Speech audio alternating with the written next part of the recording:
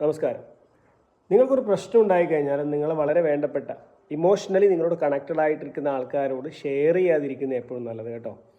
കാരണം എന്താ വെച്ചാൽ നമ്മളെ സ്നേഹിക്കുന്ന ആൾക്കാരുടെ അടുത്ത് നമ്മുടെ പ്രശ്നങ്ങൾ പറഞ്ഞാൽ അവർ ആ പ്രശ്നങ്ങൾ പരിഹരിക്കുന്നതിനെക്കുറിച്ച് ചിന്തിക്കുന്നതിലുപരി അവർ പ്രധാനമായിട്ട് ചിന്തിക്കുക ഈ പ്രശ്നം വലുതായാൽ എന്തായിരിക്കും, അതിൻ്റെ കോൺസിക്വൻസസ് എന്തായിരിക്കും എന്നതിനെക്കുറിച്ചായിരിക്കും അവർ സിവിയറായിട്ട് ചിന്തിക്കുക. അപ്പോൾ ഇപ്പം നമ്മുടെ അച്ഛനമ്മമാരുടെ അടുത്തായാലും ശരി, നമ്മുടെ വളരെ വേണ്ടപ്പെട്ട ബന്ധുക്കളുടെ അടുത്തൊക്കെ ആയാലും നമ്മളിത് പറയുമ്പോൾ അവരുടെ ഉള്ളിലൊരു ഭീതി ഉണ്ടാവും. അയ്യോ, ഈ പ്രശ്നം പരിഹരിക്കപ്പെടാതിരുന്നാൽ ഇയാളുടെ അവസ്ഥ എന്താവും.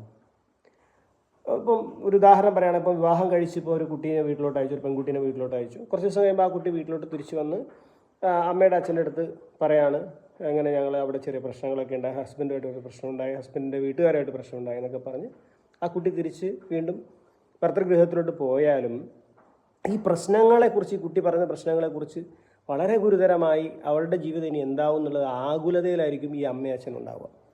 അതുകൊണ്ട് അവളുടെ ജീവിതം കൂടുതൽ അസ്വസ്ഥമാവുന്ന കാരണം ആ ഒരു എനർജി ആയിരിക്കും അവളിലേക്ക് എത്തിക്കൊണ്ടിരിക്കുന്നത്. ഈ എനർജി അവളിലേക്ക് എത്തിക്കൊണ്ടുണ്ടാകുമ്പോൾ അസ്വസ്ഥത ആ കുട്ടിയുടെ ജീവിതത്തിൽ വന്നുകൊണ്ടിരിക്കും.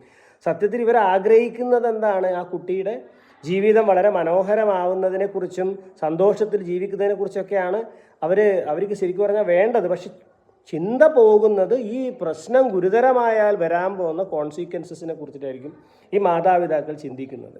ബന്ധുക്കൾ എന്ത് ചിന്തിക്കും, അതുപോലെ ഡിവോഴ്സ് വല്ലതാവോ, നിയമപ്രശ്നങ്ങൾ വരും, ഇങ്ങനെ കുറേ കാര്യങ്ങളെക്കുറിച്ച് ചിന്തിച്ച് ആ പ്രശ്നങ്ങളൊക്കെ ആ കുട്ടിയുടെ ജീവിതത്തിൽ വരുന്നത് കാണാം. അതുകൊണ്ട് നമുക്കൊരു പ്രശ്നം വന്നു കഴിഞ്ഞാൽ നമ്മൾ ആരോടാണ് ഇത് ഷെയർ ചെയ്യേണ്ടതെന്ന് വെച്ച് കഴിഞ്ഞാൽ, ചില പാരൻസൊക്കെ ഉണ്ട് വളരെ ഭംഗിയായി അതിനൊരു ഉപദേശം കൊടുത്ത് ആരോട് സംസാരിക്കാതെ അത് സോൾവ് ചെയ്യാൻ കേപ്പബിൾ ആയിട്ടുള്ള പാരൻസ് ഉണ്ട്. അതുപോലെ നമുക്ക് മെൻറ്റേഴ്സ് ഉണ്ട്, കോച്ചുമാരുണ്ട്. അവരുടെ അടുത്തൊക്കെയാണ് ഈ പ്രശ്നങ്ങൾ പരിഹരിക്കാൻ പ്രൊഫഷണലായിട്ട് അവർ കാര്യങ്ങൾ കൈകാര്യം ചെയ്യാൻ പറ്റുന്നവരാണ്. അതുപോലെ നമുക്ക് ചില പരിചയക്കാരുണ്ടാവും, ചില അധ്യാപകരുണ്ടാവും, നമ്മൾ വഴികാട്ടികളായിട്ട് നടത്താൻ പറ്റുന്ന ചില ആൾക്കാർ. അവരുടെയൊക്കെ അടുത്ത്, അതായത് ചില ഫ്രണ്ട്സ് ഉണ്ട്, ചില റിലേറ്റീവ്സ് തന്നെ ഉണ്ടാവും.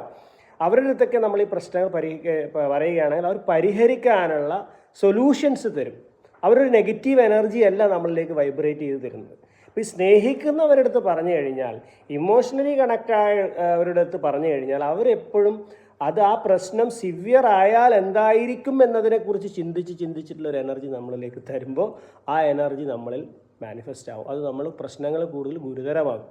അതുകൊണ്ട് നമ്മളെപ്പോലുള്ള കോച്ചുമാരും അതുപോലെയുള്ള ട്രെയിനേഴ്സിൻ്റെ അടുത്തൊക്കെ പ്രശ്നങ്ങൾ പറഞ്ഞു കഴിഞ്ഞാൽ, പേഴ്സണൽ കോച്ചിങ്ങൊക്കെ നമ്മൾ നടത്തുന്നുണ്ട്, അവർക്ക് അതിനൊരു പ്രശ്ന പരിഹാരം നിങ്ങൾക്ക് തരാൻ പറ്റും, ഒരു സൊല്യൂഷൻ നിങ്ങൾക്ക് തരാൻ പറ്റും. ഈ സൊല്യൂഷനാണ് ജീവിതത്തിൽ വേണ്ടത്. അല്ലെങ്കിൽ പ്രശ്നങ്ങളെക്കുറിച്ച് ചിന്തിച്ചുകൊണ്ടിരിക്കുന്ന ആൾക്കാരുടെ അടുത്ത് നമ്മൾ പറഞ്ഞാൽ ജീവിതം കൂടുതൽ പ്രശ്നമായിക്കൊണ്ടേയിരിക്കുന്നത്.